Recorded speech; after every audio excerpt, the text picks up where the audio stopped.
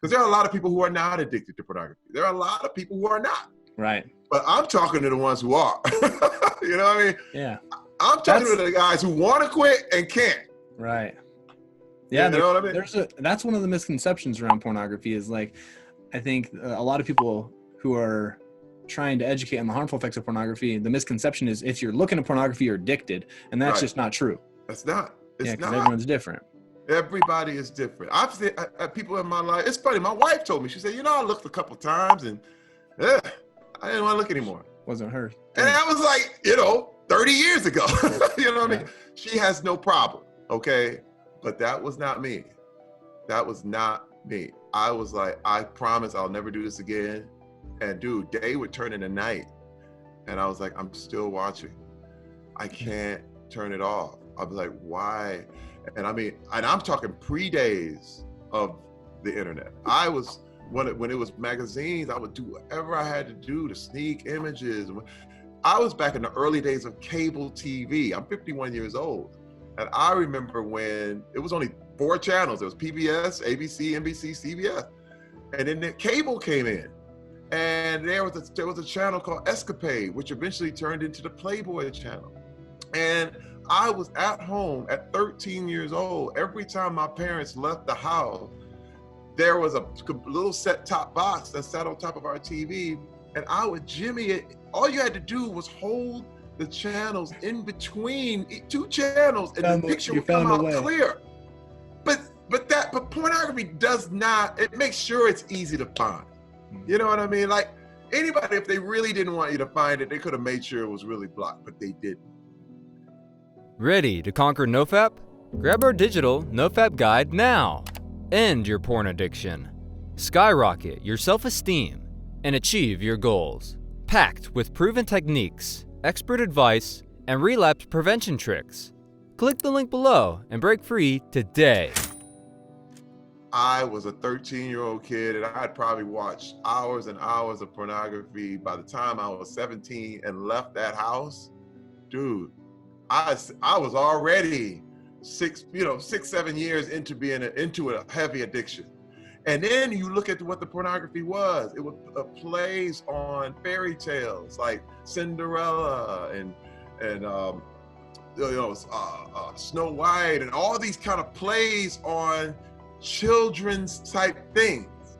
You know what I mean? Things that attract kids. It's almost like when you look at the when the tobacco industry, they literally had Joe Camel representing a lot of the smoking in order to make it like, oh, this good kids, it's fun. Yeah, that's true. Dude, when I say how heinous and how well thought out this industry is into making sure they got your buttons. I'm in the media. I get it. You know what I mean? Hey, when we make a commercial, we want you to see it. You know what I mean? And when they do something, they're trying to find ways to get to a younger and younger audience. And no more. Now, in this quarantine, the thing that hit me was like, my God, all the kids that are at home right now with their phones, with their iPads, with their computers. I said, man, I see something that if we don't get a hold of it, if we don't talk about it, because this is the thing, you got to talk about it. You are raising up a whole nother problem that could come out of this quarantine. And don't let it be said that Terry Crews did not say, hey guys, woohoo, let's talk. Let's talk. For sure. And to the kids out there that are watching, that are watching me right now, I'm here to tell you, there's nothing wrong with you. You know what? That stuff has been designed to get into your head. It has been designed to take you out, and you are just following your instinct, just like a man is hungry or a girl is hungry. They play on your hunger. They play on a natural desire. One thing I took away from one of your videos, one of your dirty little secret videos, I think it was from that video, you mentioned the word halt. Yes. Right? Yes. Is that kind of what you're talking about? All the halt, natural things that we're feeling? Yes, halt. Hungry, angry, lonely, or tired. We all are hungry. We all, we get angry. we all get lonely, and we get tired. Never more than during this quarantine, man. For sure. My God, man, you turn around, you can't even go to a restaurant. Seriously, man. It's, you know what I it's mean? a You strange can't. time. You're losing interactions, and then you get angry about it. You're angry at the fact you can't leave. You're angry. And high stress for finances. Oh my, the anxiety Just level everything. comes to here. And then let's talk about the people who are lonely. You know, one thing that's been told to me, and guys reach out and say, yeah, you can quit porn. Yeah, you got a wife. You got a wife. But I'm all by myself. What do I do? What's wild is that everyone has a rationalization. I rationalized. I said, well, this is why I have to do it. I felt like this. She wasn't doing this for me. And but what I had to really hit me is that I was hungry. I was angry.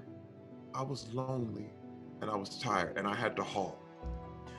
And I had to find true intimacy. I had to find true answers for each one of those letters in the acronym. You know what I mean? When you're hungry, Right. Find yourself something healthy. When you're angry, understand why you're angry and calm down. Maybe When you're hangry. lonely, you know what I mean? You're hangry. Sure. And when you're lonely, you know what I mean? Reach out. Reach out to people that care for you, man. You know what I mean? Tell somebody you're going through this. You know, one thing.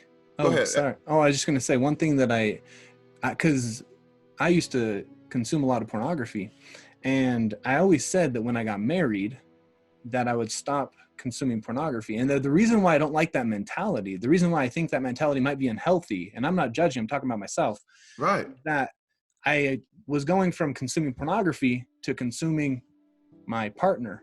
Yeah. Like, you know, like almost using Yep. pornography to using my partner.